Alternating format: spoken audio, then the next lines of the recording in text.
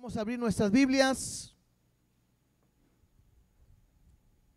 en Primera de Juan, capítulo 5, del versículo 13 hasta el terminar. Vamos a terminar por fin esta carta de Juan, que Dios ha estado hablando en nuestras vidas y que hoy yo no creo que sea la excepción. Dios lo va a seguir haciendo.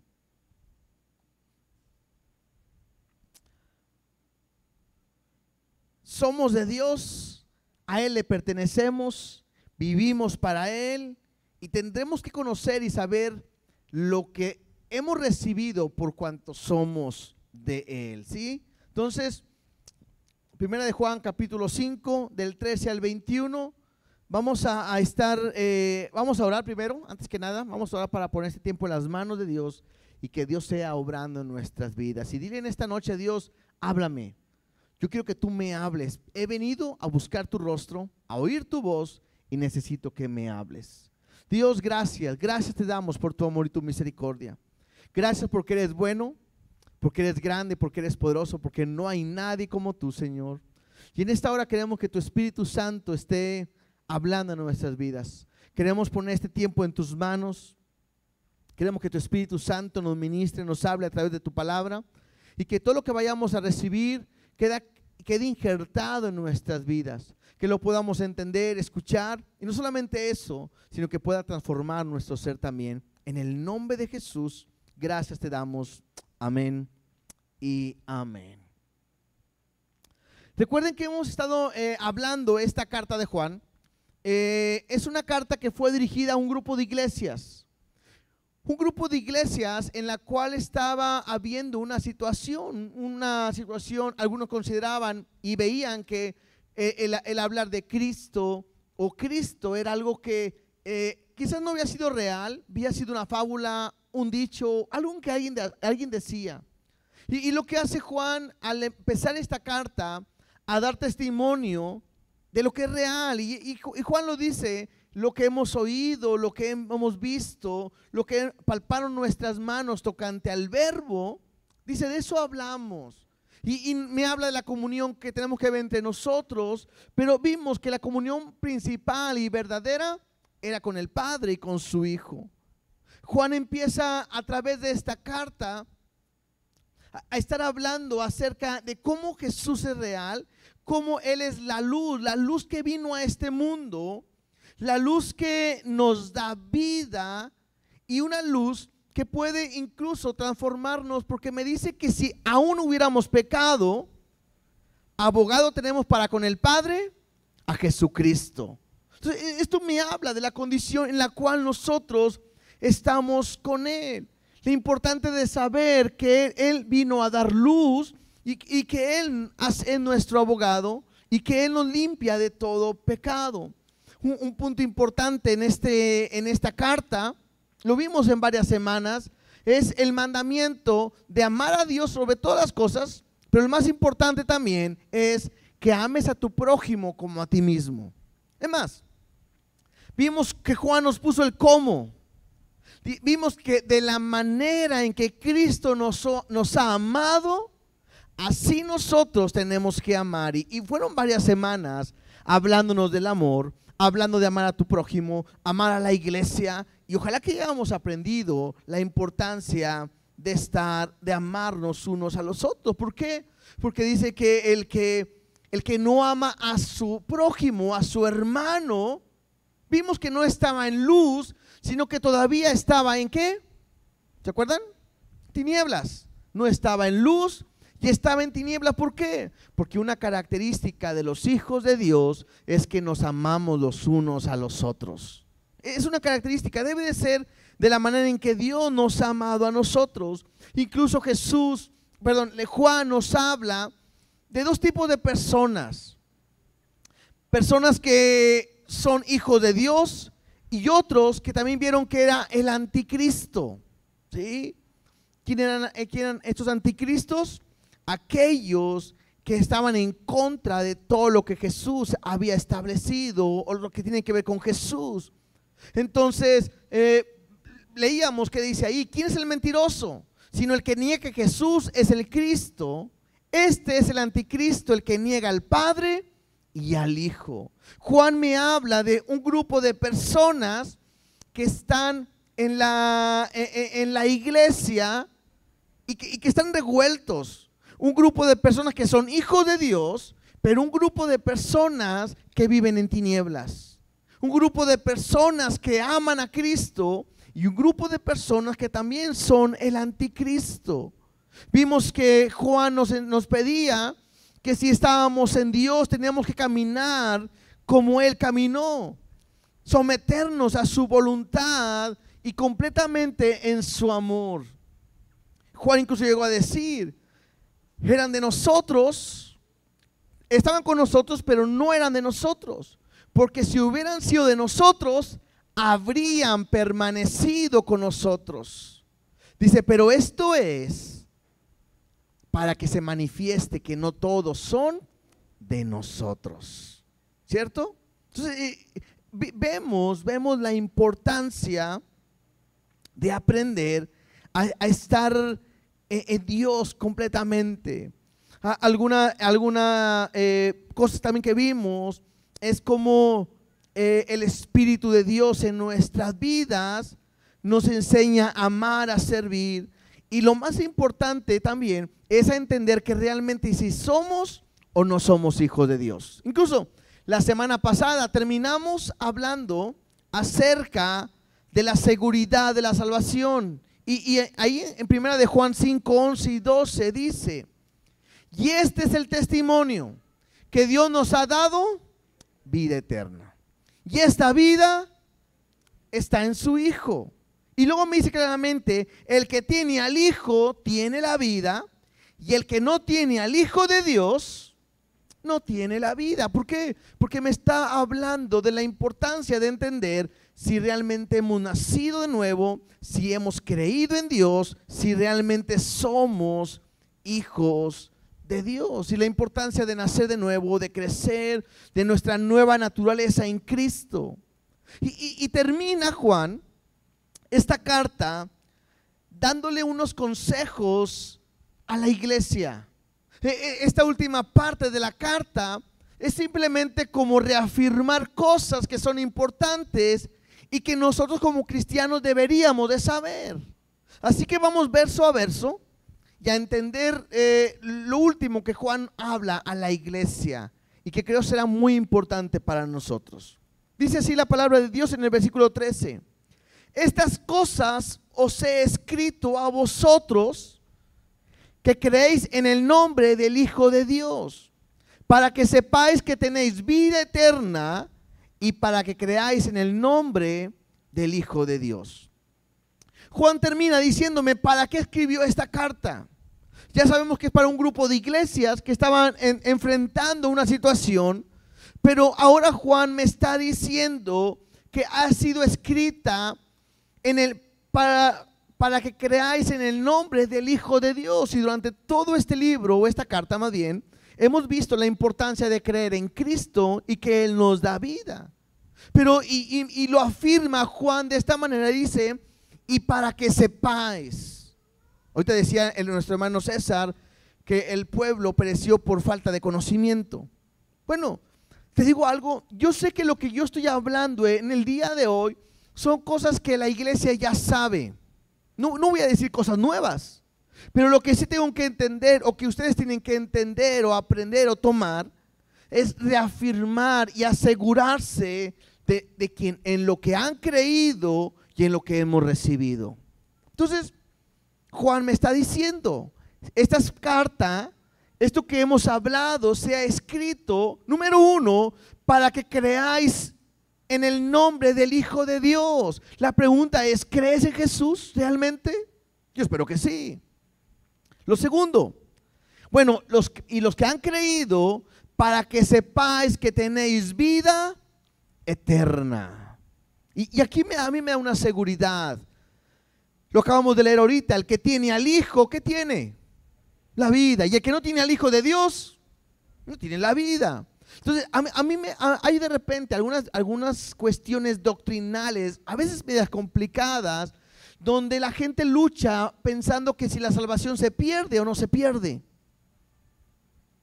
Y yo aprendo a través de estos versículos a entender una seguridad de mi salvación. Hay de dos. Si tienes al Hijo, tienes la vida. Si no tienes al Hijo, no tienes la vida. Entonces, yo puedo tener al Hijo, y si ya soy salvo, ya puedo vivir mi vida como yo quiera. Bueno, pues sí, si tú la vives como tú quieras, vas a demostrar que no eres de los hijos de Dios porque practicas las cosas que son de tinieblas y no las de Dios. Entonces, lo que yo creo se va a evidenciar en mis obras, en mis actos, en mis hechos. No soy salvo por obras, no soy salvo por lo que hago, pero lo que hago evidencia lo que soy. ¿Me explico en cuanto a esto? O sea, mi manera de actuar, mis hechos, mi conducta refleja lo que yo soy en mi interior. Si yo camino como Cristo camino, yo voy a evidenciar que he nacido de nuevo y tengo vida eterna. Dice, para que sepáis que tenéis vida eterna y para que creáis en el nombre del Hijo de Dios. Entonces, prácticamente es para la iglesia, los que hemos creído, los que tenemos ya la vida eterna. Mira lo que me dice, porque hay algunas cosas que necesitamos saber. Otra vez, no porque no las sepas, porque al momento de saber me debe de dar una seguridad en la manera en que yo vivo. Dice el versículo 14, y esta es la confianza. Confianza me habla de seguridad. Y esta es la seguridad que tenemos. En esto estamos creyendo, en esto confiamos, en esto tengo la seguridad. Dice que tenemos en Él, que tenemos en Cristo. Que si pedimos alguna cosa conforme a su voluntad, Él nos oye. Hay una seguridad. Juan quiere que entendamos algo. ¿A quiénes? Los que han creído. ¿Quiénes? Los que tienen vida eterna. ¿Quiénes? Los que han recibido a Jesús como su Señor y su Salvador. ¿Sí? ¿Qué tiene que saber? ¿Cuál confianza? Que si pedimos alguna cosa conforme a su voluntad, Él nos oye. Y yo quiero hablar de la oración en este momento. Porque lo que me está hablando es que Dios oye. Y esto me habla de una relación y una intimidad. Y lo primero que tengo que aprender y entender es que si alguien ha creído en Jesús, que si alguien tiene vida eterna, que si alguien tiene una salvación en Cristo, debe tener la seguridad de que Dios te oye. Ahora, esto se oye muy natural y alguien puede decir, pues lógico, pastor. Pero muchas veces sucede en nuestra vida que sentimos o creemos como que si Dios no nos escuchara. ¿Alguna vez ha sentido eso? Levante la mano. ¿Quién alguna vez ha sentido que como que ora y pareciera que como que Dios no le escucha? A ver, levante la mano. Ok. El 99.999999 y no es Teletón, ¿verdad? Hemos sentido eso. Porque a veces oramos y a veces esperamos que Dios nos responda. Y yo quiero que podamos entender. El primer punto es, tengo que tener la seguridad de que yo le puedo pedir a Dios lo que sea, ¿sí o no? ¿Yo le puedo pedir a Dios lo que sea? Claro. Si hay algo que a Dios le agrada, es que nosotros podamos pedirle a Dios y Él quiere saber nuestras necesidades. La Biblia me dice que sean conocidas nuestras peticiones delante de Él. Yo tengo que aprender, a veces para poder entender esta parte, lo tengo que llevar a una vida diaria, como padres. ¿No es cierto que nos gusta saber lo que nuestros hijos quieren y necesitan? Hay veces que no hay necesidad de que te lo pidan, pero nos gusta saber lo que sienten, lo que están pasando. Es más, hasta cuando ya van creciendo, si ya quieren tener novia o novio, que si ya quién les gusta, queremos saberlo todo, ¿sí? Bueno, algunos dicen, no, pastor, todavía no. Yo sé que todavía no, pero hay un momento donde uno va a querer saber de su hijo, de su hija, porque quiere saber todo. Y eso me habla de una confianza. Y eso me habla de una seguridad que hay en la familia. Te digo algo, Dios quiere que aprendas a pedirle todo, a hablar con Él, a pasar tiempo con Él, a orar. Hay gente que no le gusta orar. ¿Por qué? Porque pensamos que es un monólogo. Hay gente que no ora a Dios porque a lo mejor dice, es que pues siempre le pido y nunca me da lo que quiero. Y yo tengo que entender algo. Dios me da la libertad para pedirle. ¿Estamos bien hasta ahí? Yo le puedo pedir a Dios lo que quiera, pero Dios responde o no responde. ¿Te digo algo? Dios siempre responde. Siempre, siempre. Hay gente que dice que Dios siempre contesta de tres maneras: sí, no y espera. Bueno, yo creo que nada más son de dos. Porque si es sí, pues sí, ¿verdad? Y si es no, pues no. Y si es espera, pues es no. Entonces yo he aprendido esto. Dios siempre te va a decir sí o no. Dios, ¿hago esto? Sí. Dios, ¿hago esto? No. El no y espera es no. Pero Dios siempre responde. Y creo que tengo que aprender a tener mi relación con Dios. Ahora yo quiero que podamos simplemente rápidamente entender esto. ¿De qué manera le pedimos a Dios? Orando. Y lo puedo orar de diferentes maneras. Lo puedo orar en mi mente. Le puedo pedir a Dios algo sin que pueda abrir mi boca, ¿cierto? Le puedo pedir a Dios hablando también. Es una oración, es audible o no audible. Yo le puedo pedir a Dios y Dios sabe. Pero muchas veces nos quejamos porque Dios pareciera que no responde. Y a veces quisiéramos decirle, a ver Dios, voy a hacer esto. Y queremos que Dios nos dijera, sí, gracias Dios, vámonos. O no, pues ni modo, vámonos. ¿Alguna vez Dios puede hablar así? Sí, lo puede hacer. Pero muchas veces no sabemos lo que Dios me dice porque no sé cómo Dios me va a hablar. Y la manera más segura de que Dios me hable es a través de ¿qué? ¿De la iglesia? No, aunque lo puede hacer. ¿De un pastor? No, aunque lo puede hacer. ¿De un hermano? No, aunque lo puede hacer. Ya sé, ¿de un sueño? No, aunque lo puede hacer. La manera en que más fácil que Dios me puede hablar es a través de su palabra.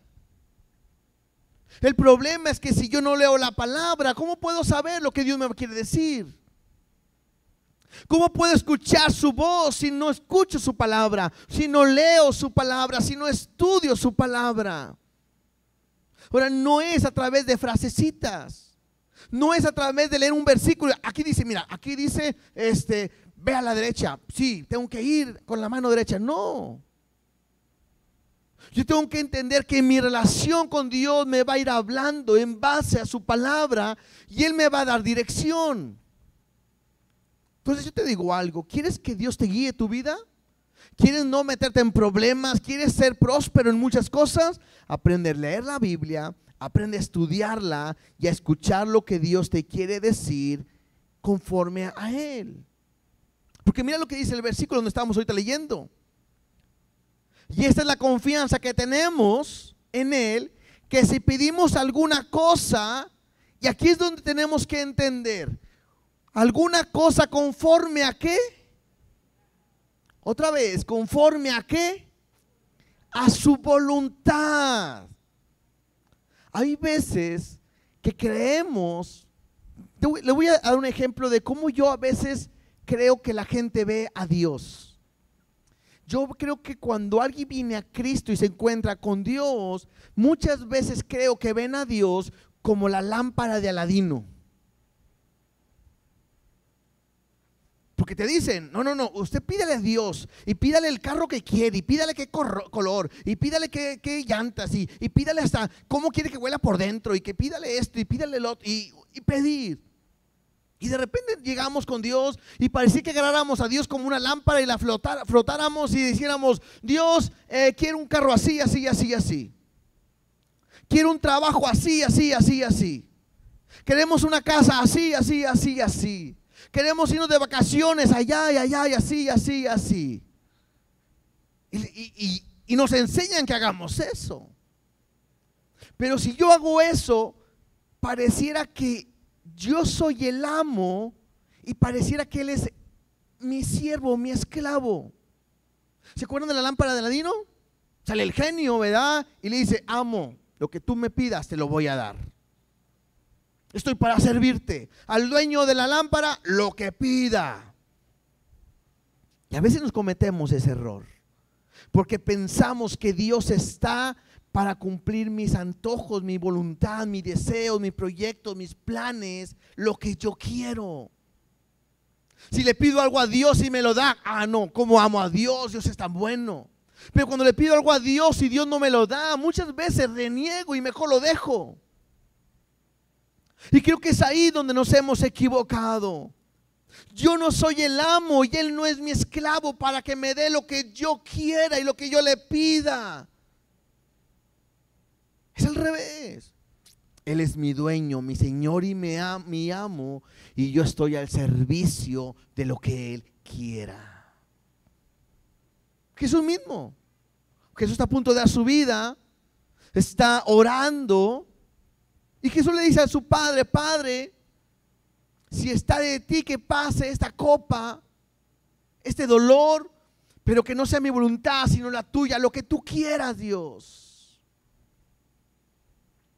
Y lo que pasa,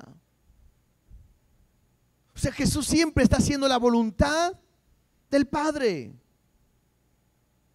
Aún Jesús, quien es, no hace su propia voluntad. ¿Por qué nosotros nos aferramos a hacer lo que nosotros queremos?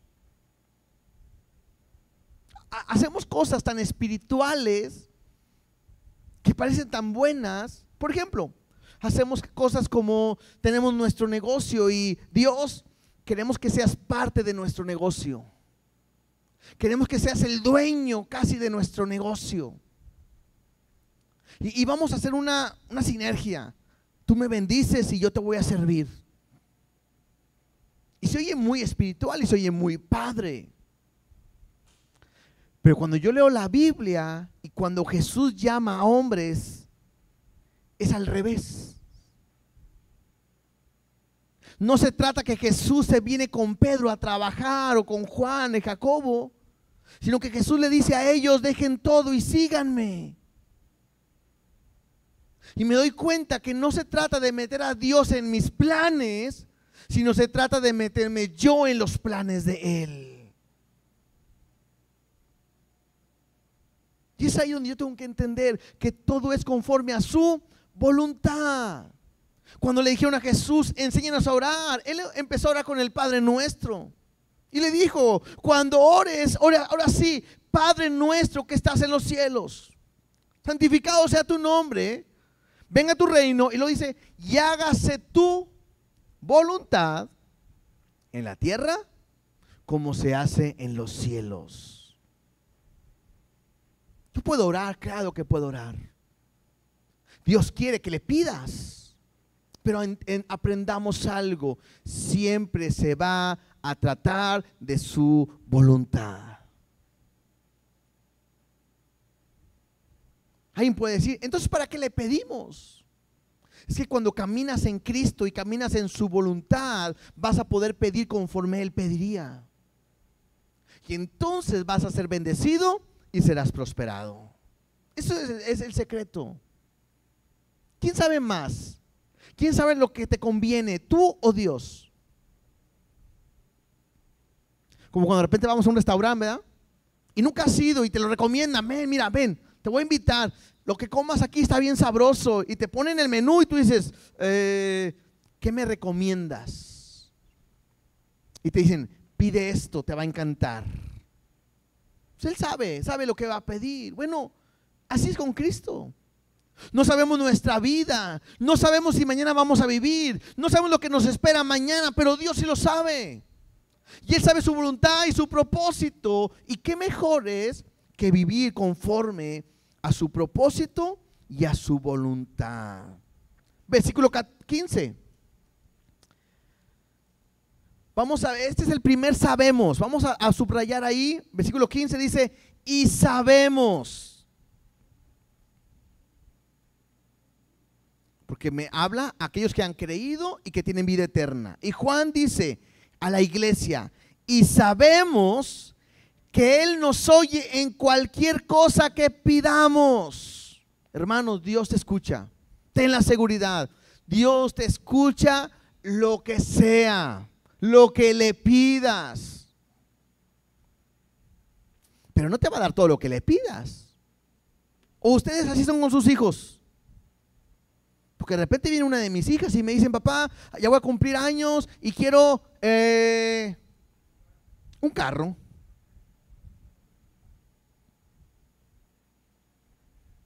¿A cuántos de ustedes, sus hijos también le piden un carro? O un iPhone. O un viaje. Y ustedes dicen, sí, cómo no, ¿verdad?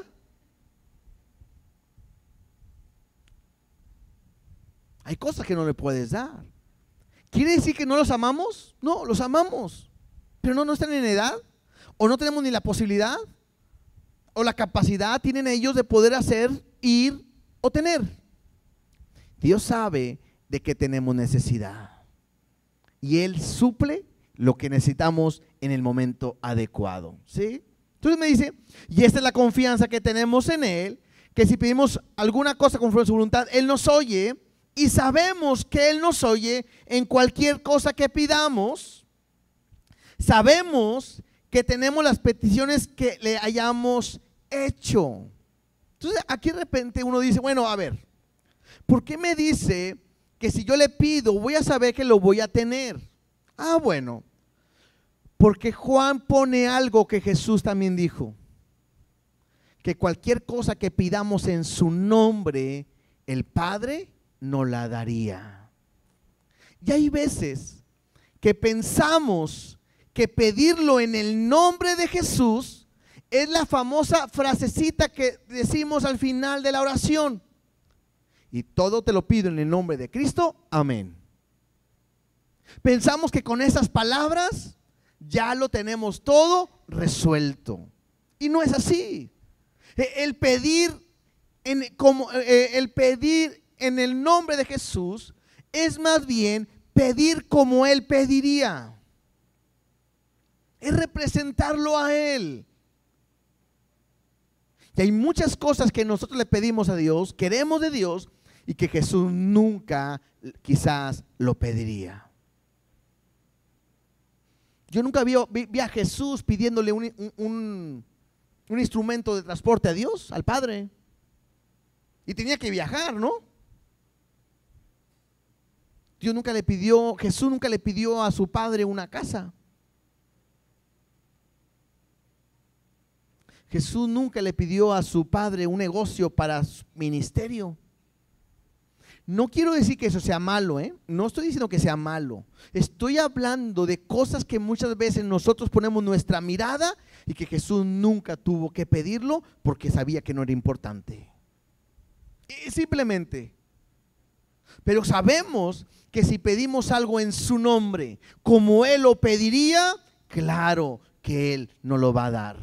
Porque pregunta, ¿hay algo imposible para Dios? Él es todopoderoso. Y todo es todo. Si Él no pudiera hacer algo, dejaría de ser Dios. Pero Él todo lo puede. Porque es Dios todopoderoso.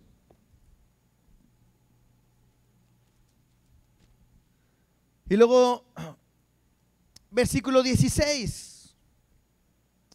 Dice, si alguno viene a su hermano, perdón, si alguno viere a su hermano cometer pecado que no sea de muerte, pedirá y Dios le dará vida.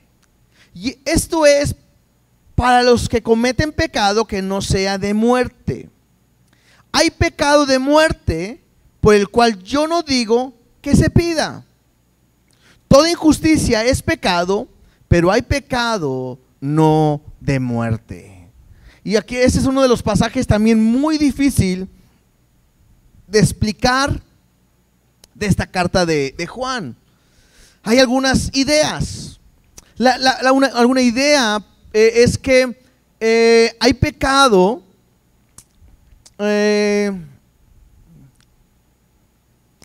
hay veces que alguien comete pecado. Ahora, importante, está hablando de la iglesia. Hay gente que puede cometer pecado y que lleva a una muerte, pero no espiritual, porque alguien que peca está muerto espiritualmente, sino que algunos piensan que está hablando de una muerte física. Ejemplo, en Hechos, cuando hablan de Ananías y Zafira, ¿se acuerdan? Que venden una heredad, le mienten a Dios, le dicen que Pablo, si no me equivoco, Pablo le pregunta en cuánto bendice la heredad. Ellos mienten y al momento de mentir caen muertos inmediatamente. Y algunos dicen es que Dios mejor prefiere llevárselos para que aún así mejor se salven de una vez y después no se pierdan. Bueno, algunos consideran esto, pero leyendo la historia de Juan no me hace referencia a ese tipo de personas. Otra idea que creo que es la más fácil de quizás de entender por el contexto de toda la carta es que está hablando de personas que practican el pecado y que viven un cristianismo aparente y viven en pecado, practicando el pecado, y que llega un momento donde ellos reniegan de Cristo, reniegan de Jesús, y ellos deciden vivir una vida en pecado. ¿Se acuerdan que leíamos en Juan capítulo 2, donde dice que salieron de nosotros pero no eran de nosotros? Porque si hubieran sido de nosotros habrían permanecido de nosotros, pero esto es para demostrar que no todos son de nosotros. Juan me ha hablado de dos tipos de personas: hijos de Dios que no practican el pecado, y los hijos del diablo, el anticristo o anticristos, que ellos es personas que practican el pecado. Entonces pareciera que Juan está hablando de este grupo de personas que ellos creían en Dios o escucharon el evangelio, pero ellos de una manera voluntaria quieren vivir en su pecado, en su condición, y lo que hacen es rechazan todo lo que tiene que ver con Cristo. Y no hay nada que los pueda hacer volver porque ellos decidieron alejarse. Es muy diferente, no quiero que se confundan, es muy diferente como alguien que se enfría. No, alguien que se enfría simplemente estaba en la iglesia echándole ganas, se desanimó, pasó por algo y simplemente, pues a lo mejor ahorita no busca a Dios, no va a la iglesia, a lo mejor no anda tan bien, pero él sabe de Dios. Y sabe que está haciendo cosas malas. Y como el hijo pródigo puede volver en sí y puede regresar con el padre. Pero la Biblia me habla de algunos que apostatarán de la fe.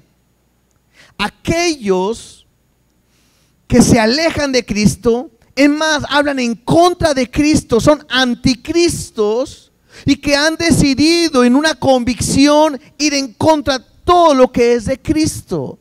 Entonces Juan pareciera que dice, ese tipo de personas pecan y son pecados de muerte. ¿Por qué? Porque los va a llevar a una muerte eterna con Dios, separado de Dios, y que Juan pareciera que dice, yo les aconsejo que, bueno, no le digo que no oren, pero a veces no se puede porque ellos han decidido no cambiar. ¿Me explico? Pero de los otros sí me dice, si alguno viene a su hermano cometer pecado, que no sea de muerte. O sea, si usted ve a alguien, acuérdense que Juan está hablando del amor. Su carta habla de amor, amar a tu prójimo. Y dice, si ves a tu hermano que comete pecado, como que se enfría o se aleja o está haciendo cosas que no son correctas, pero él sigue creyendo en Jesús. Anda frío, pero sigue creyendo ahí en Él. Dice, pedirá y Dios le dará vida. O sea, me habla que yo puedo pedir, yo puedo orar, yo puedo rogar y Dios puede volver a traerlo a la vida. Y esto me habla de una muestra de amor. ¿Qué es? Estar orando por los hermanos que se han alejado, los hermanos que se han ido de la iglesia, por alguien que no quiere saber ahorita nada de Dios. ¿Qué tenemos que hacer? Orar por ellos. Dios puede traerlos. Es una muestra de amor. Si hay una persona en la iglesia y se va y nadie le llama y nadie está detrás de él, me muestra que como iglesia no está viendo amor. Es muy fácil decir, no, pues la culpa es del pastor, pero la Biblia nos habla a todos. Y está diciendo, si alguno viera a su hermano cometer pecado que no sea de muerte, pedirá y Dios le dará vida. Esto es para los que cometen pecado que no sea de muerte. Y otra vez, me afirma, porque una cosa es cometer pecado y otra cosa es practicar el pecado. Mira, vamos a seguir leyendo. Dice, hay pecado de muerte por el cual yo no digo que se pida. O sea, ¿sabes qué? Esos ni pidas por ellos. No van a cambiar. Y luego dice, verso 17, toda injusticia es pecado. O sea, todo lo que está en contra de Dios es pecado, pero hay pecado no de muerte. O sea, hay gente que peca, pero que cometemos pecado. Hay una gran diferencia en esto. ¿Por qué? Porque levante la mano ya todos los que son perfectos y nunca pecan. Ninguno, ¿verdad? Seguimos pecando todos los días. Pero una cosa es cometer pecado y venir a Dios arrepentido para que me limpie. Y otra cosa es practicar el pecado deliberadamente y que ya no me importe nada y vivir una vida en desorden. Verso 18. Sabemos, otros sabemos, ¿verdad? ¿Quiénes saben? Los que han nacido de nuevo, los que creen en Cristo, los que tienen vida eterna. Sabemos que todo aquel que ha nacido de Dios no practica el pecado. ¿Se acuerdan que les hablaba? Una cosa es cometer pecado y otra cosa es practicar el pecado. Entonces hay algo bien claro y Juan nos lo dice.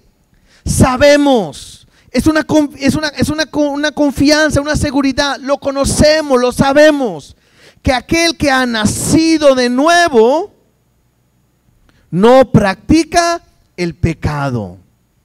¿Peca? Sí, todos pecamos. Pablo dijo, ¿quién me puede librar de este cuerpo de muerte? Porque lo que quiero hacer no hago y lo que no quiero hacer eso hago. Es una lucha que tenemos diaria. Pero una cosa es pecar y otra cosa es practicar el pecado. Y practicar el pecado me habla como un estilo de vida, me habla en un sentido como un deportista que practica en un deporte y que todos los días lo está haciendo en un constante. No es lo mismo como aquel que un día va a jugar fútbol y juega un ratito y después ya no se anda muriendo porque le duele todos los huesos. O alguien que practica el pecado todos los días. Perdón, el deporte todos los días. Eso es practicar el pecado. Esa es la diferencia. Sabemos que todo aquel que ha nacido de Dios no practica el pecado, pues aquel que fue engendrado por Dios le guarda y el maligno no le puede tocar o no le toca. Entonces, en este sabemos, número uno, aquel que es un hijo de Dios. Si tú eres un hijo de Dios, número uno, no puedes practicar el pecado, no puedes vivir en pecado, no puedes estar haciendo el pecado constantemente. ¿Por qué? Porque ha sido engendrado por Dios, ha sido creado como Dios en una nueva criatura. Por eso, aunque yo tengo la seguridad de mi salvación, todos los días puedo vivir como si la perdiera. ¿Por qué? Porque me habla de guardarme para Él. Yo no puedo practicar el pecado. A veces cometemos un error como cristianos. como sabemos que nadie es perfecto y todos pecan, yo mismo me doy permiso de pecar. Como cuando alguien está a dieta. Bueno, a lo mejor aquí nunca se ponen a dieta, ¿verdad? A lo mejor en otras iglesias se ponen a dieta. Estás a dieta, no tortilla, no harina, no coca, no azúcar, no sé, algo, ¿verdad? Y luego de repente llegas a una casa o llegan contigo y te llevan un pedacito de pastel. O te invitan a cenar y están haciendo tortillas de harina recién hechas. Si no comes es pecado también, ¿verdad? Pobre hermana que tanto que se esforzó. Que a veces decimos, bueno, tengo mucho de no comer harina, hoy me voy a dar ese permiso. Y lo hacemos deliberadamente. Y no comemos una, ni dos, ni tres, agarramos casi el medio kilo, ¿verdad? Porque para agarrar vuelo. Muchas veces en mi vida cristiana, como yo sé que todos mentimos, yo también me doy permiso de mentir. Como yo sé que todos se enojan, me doy permiso de enojarme. Como todos insultan, me doy permiso de insultar. Acabo, Dios sabe que no somos perfectos, pero no quiero, yo quiero cambiar, pero no puedo. Y en eso cometemos errores.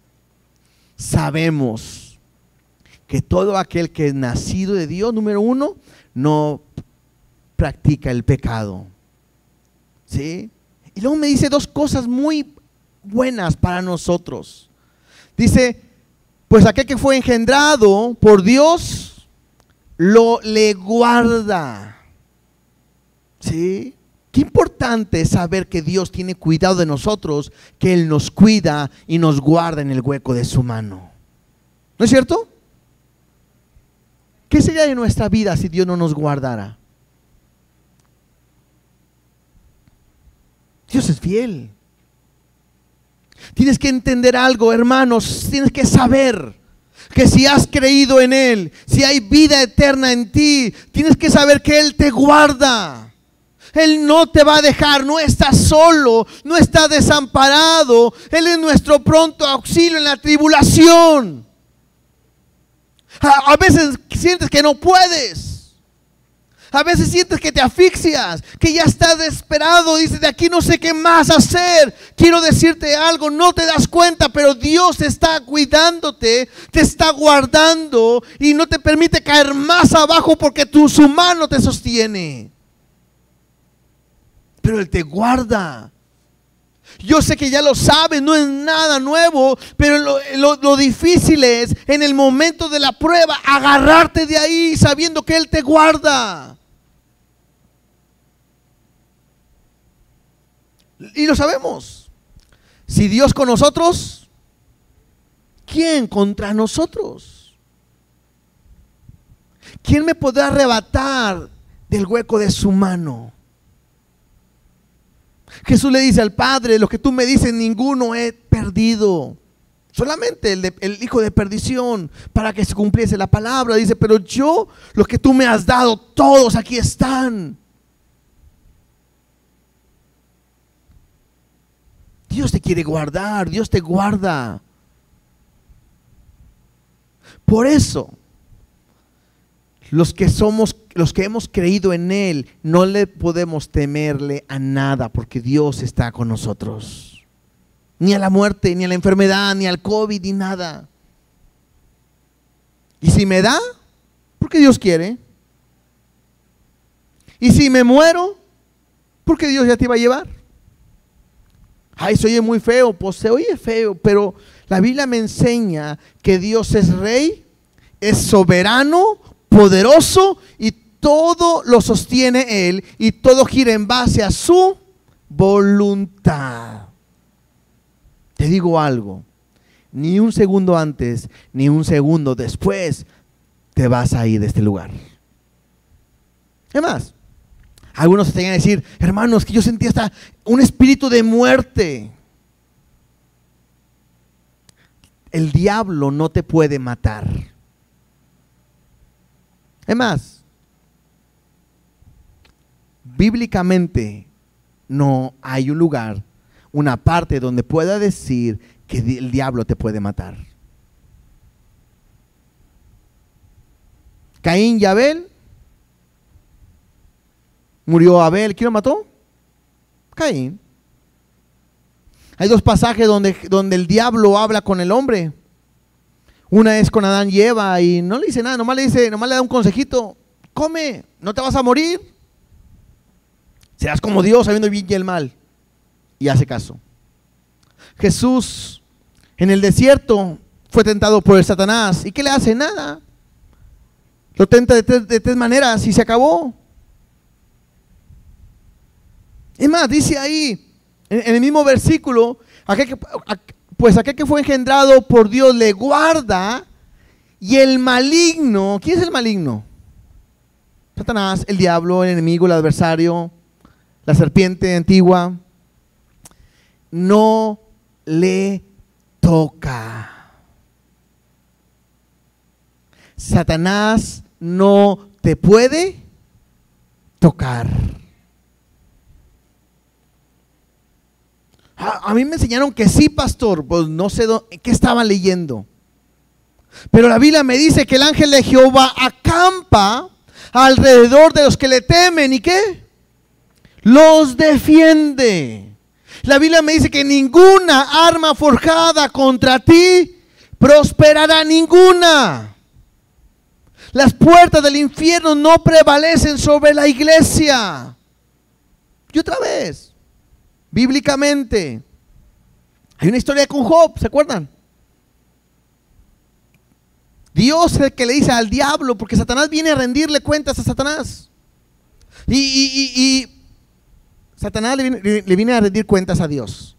Y le dice Dios a Satanás: ¿no has visto a mi siervo Job, que no hay otro como él? Mira la manera en que Dios expresa de Job: no hay otro como él. Y Satanás le dice: lo tienes cuidado y guardado, ¿cómo le puedo tocar? Y Dios le dice: tócale. Y lo hace porque Dios quiere tratar con Job. Pero el que hace todo es Dios, no es el diablo. Y le quita a su familia, sus pertenencias y todo. Y le dice: ¿qué onda? ¿Cómo te fue? Y dice: no, pues sigue firme, sigue fiel. Pero tócale en su carne. Y Dios le dice: bueno, tócale. O sea, Dios le da permiso, le dice: tócale ahí. Cuando Dios tiene a Job donde lo quiere tener, en el libro de Job, Dios hace a un lado a Satanás y dice: gracias, acabas de hacer tu trabajo. Ahora sí, Job, tú y yo solitos. Porque Dios quería que Job le conociera. Porque al final Job le dice: de oídas te había oído, mas ahora mis ojos te ven y me arrepiento. ¿Y qué hace Dios? Lo bendice al doble. ¿Otra historia? Jesús le dice a Pedro: Pedro, Satanás te ha pedido para zarandearte. Me pidió permiso. Y te digo algo, yo le di permiso. Vamos.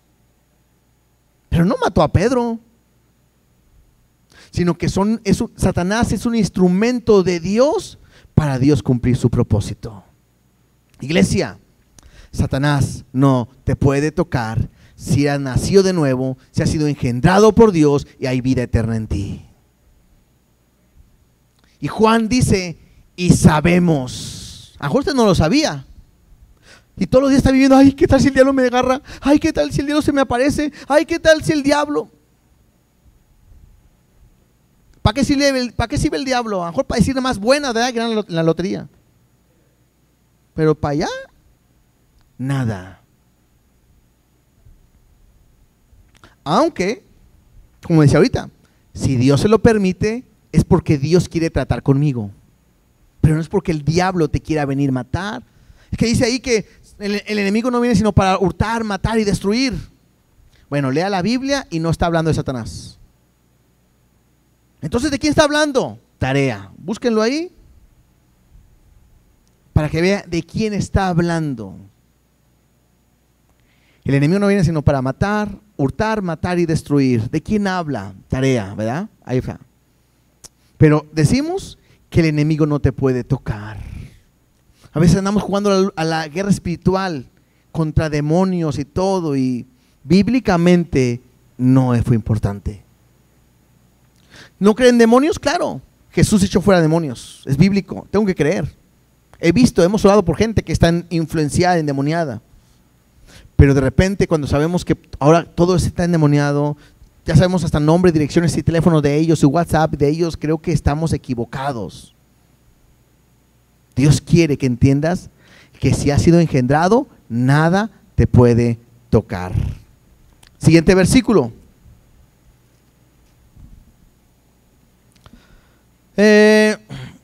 19. Sabemos, otros sabemos, subrayamos también ahí. Sabemos que somos de Dios y el mundo entero está bajo el maligno. Ahí sí. El mundo entero.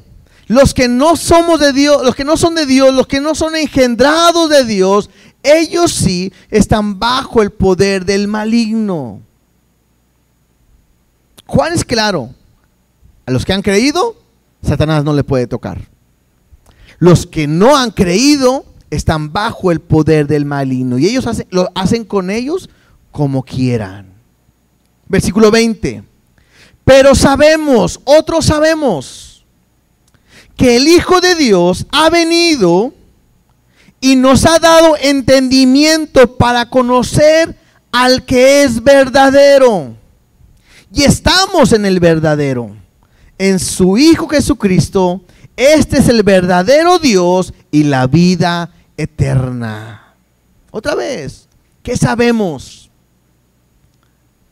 Que el Hijo de Dios ha venido y nos ha dado conocimiento de lo que es el verdadero. Y estamos en el verdadero. Juan dice, estamos en lo correcto, estamos en el que es veraz. Cristo es la verdad. Jesús dijo, yo soy el camino, la verdad y la vida, y nadie va al Padre si no es por mí. Te pregunto, el que es nacido de nuevo, el que es engendrado por Dios, el que tiene vida eterna, sabe que Dios es verdadero. ¿Sí o no? El que ha tenido un encuentro con Él sabe que es verdadero. Y importante, y le hemos conocido porque Él ha querido. O sea, no hay algo que digamos, bueno, quiero conocer porque soy bien bueno. Yo lo encontré a Dios. No, Él me amó antes, Él me buscó y me encontró, y yo ahora le conozco porque Él se ha dado a conocer a mi vida. Y me dice, sabemos que Él es el verdadero, estamos en el verdadero. Estamos en el verdadero, es el verdadero Dios y la vida eterna. Y termina con el último versículo diciendo esto: hijitos, guardados de los ídolos, amén. Y esto es bien interesante porque termina Juan con una palabra y con un tema muy importante, que con eso vamos a terminar. La primera, dice hijitos. Y esta palabra de hijitos me habla del profundo cariño que Juan le tiene a la iglesia. ¿No es cierto? O sea, uno escucha hablar a Juan, aquel hijo de trueno, ¿verdad? Y que dice hijitos, así como que con cariño. Esto me habla del profundo cariño que hay de Juan con la iglesia. La palabra hijitos también me habla e indica la regeneración y la relación familiar que tenemos en Cristo. Otra vez, indica la regeneración y la relación familiar que tenemos en Cristo. Somos hijos de Dios. ¿Quién nos dice con cariño? Hijitos. Creo que esta palabra de hijitos me muestra y me indica la humildad que hay en Juan. Porque Juan pudo ver como, sabemos que era bravo. Juan pudo haber dicho, ¿qué onda? ¿Se arreglan o no se arreglan? Pero Juan dice, hijitos. Y creo que me habla de una humildad en su posición. Me indica también algo de docilidad, algo que es dócil, suave, tranquilo, tierno. Les habla con ternura a la iglesia.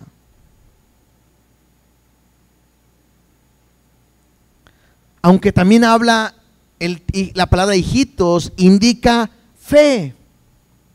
Porque hablan de los que han nacido de nuevo, los que han creído. Y por último, creo que esto de hijitos implica también debilidad. ¿En quién? Pues en la iglesia, ¿no? Como cuando uno le habla a sus hijos y dice, ay, hijito. O sea, me habla de una debilidad que ellos tienen. Y en base a eso, habla en contra de los ídolos. Y me llama la atención porque le dice, guardaos de los ídolos. Y yo creo que no está hablando de imágenes porque está hablando de la iglesia. Si te das cuenta, la iglesia cristiana, después de que Dios los disciplinó y los trajo otra vez y que se volvió a formar después de que estuvieron en el exilio, la iglesia no volvió a caer en la idolatría. Pero creo que el punto importante en cuanto a la idolatría no me habla tanto de una imagen, sino recordemos algo: idolatría es todo aquello que ponemos antes que Dios. O dos, todo aquello que suple una necesidad en mi vida que está fuera de Dios. La mayoría de nosotros fuimos creados todos fuimos creados teniendo una necesidad de adorar, una necesidad de ser amado, de amar, de servir. Tenemos una necesidad. Cuando tú esa necesidad la enfocas en Dios y Dios llena tu vida en base a esa necesidad, Dios viene, Dios te transforma, Dios te cambia, y de la plenitud que tiene Dios la pone en ti y te sientes pleno. Por eso dice Jesús, de tu interior correrán ríos de agua viva. Tenías una sed, pero Él pondrá una agua que va a brotar y tendrás vida para siempre. Pero cuando Dios nos llena esa necesidad, vas a estar como la mujer samaritana que Jesús le dijo, 5 maridos has tenido y con el que estás no es tu marido. Esta mujer tiene una necesidad interna que nada la podía llenar. Y muchas veces en nuestra vida, hermanos, aunque estamos en la iglesia, tenemos una necesidad que no dejamos que Dios la llene. Y muchas veces la necesidad la llenamos con una pareja, la llenamos con una familia, la llenamos con un hijo, la llenamos con un negocio, la llenamos con una carrera, la llenamos con riquezas, con pasatiempos, profesiones. Y puede ser que nosotros, que hemos nacido de nuevo, que Dios nos guarda, que Dios nos regenera, que Dios nos transforma, podamos caer en una idolatría y que hagamos a un lado a Dios y que busquemos saciarnos de algo más que está fuera de Dios. ¿Me explico? Piensa, ¿a qué le pones más énfasis en tu vida?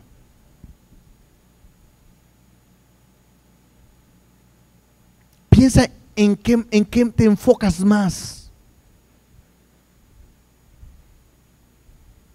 Y probablemente nosotros estamos como cristianos, como iglesia, adorando algo más que no es Dios. Hay gente que adora a sus hijos, hay gente que adora a su esposo o a su esposa, hay gente que adora su profesión, su pasatiempo. O sea, le puedes quitar cualquier cosa, pero el ir a jugar fútbol no se lo puedes quitar, ¿no? ¿Cómo? Es más, hay gente que no, primero está su novela que leer la Biblia, ¿no? Nomás deja ver una novela y después me pongo a leer la Biblia. ¿Qué fue más importante? Aunque usted no lo crea, hay gente que le es más importante descansar los domingos que venir a la iglesia. ¿Ha escuchado gente decir, no fui porque me sentía cansado? ¿Ha escuchado gente que dice, no voy a la iglesia porque es el único día que tengo para descansar? Y aunque usted no lo crea, hay gente que dice, es que tengo que comer barbacoa. De veras, yo he escuchado gente que dice, que dijeron, esta fue su expresión, mira, yo quiero levantarme el domingo, quiero comer barbacoa, quiero descansar y por eso no voy a la iglesia. Y yo me quedé así, de veras. Bueno, aunque usted no crea, esos son ídolos que levanta la gente, la iglesia. Hay gente que le entrega todo a Dios, le entregó su vida, le entrega su tiempo, viene a la iglesia, es más, le sirve a Dios, pero no dan ofrenda ni diezmo, porque eso después no completo. Y le puedes entregar todo menos quizás tu dinero. ¿Se acuerdan de aquel joven rico que estuvo con Jesús y que quería llegar al cielo? Y que dijo, ¿qué tienes que hacer? Y Jesús dijo, cumple los mandamientos. Y él dijo, todos los he cumplido, todos. Y Jesús dijo, te falta uno. Lo que tienes, véndelo y dalo a los pobres. Y dijo, es mucho lo que pide, Señor. Y no quiso seguir a Jesús. ¿Qué cosas hay en nuestra vida que aunque sabemos lo que Él ha hecho por nosotros, que Él nos oye, que Él nos guarda, que nos libra de mal, que contestará a mis peticiones, aunque sabemos lo que Él ha hecho por mí, que me ha engendrado, hay cosas que no queremos cambiar? Y te digo algo, el problema no somos nosotros. El problema no es que nos tengas que entregar a nosotros cuentas. El problema es que lo tienes que entregar a Dios. Ponte de pie, por favor.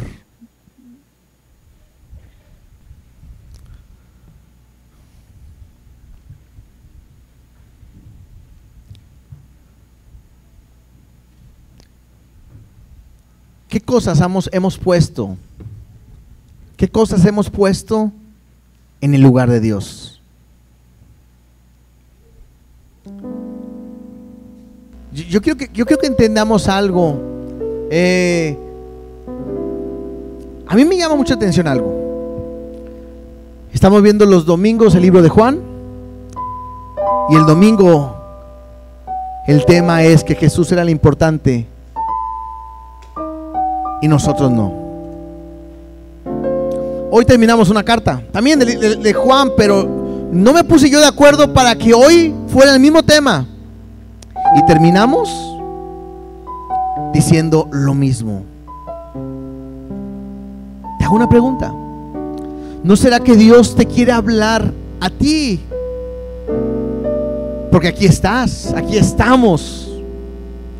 ¿No será que Dios te quiere hablar a ti porque estás poniendo algo en el lugar que a Dios le corresponde?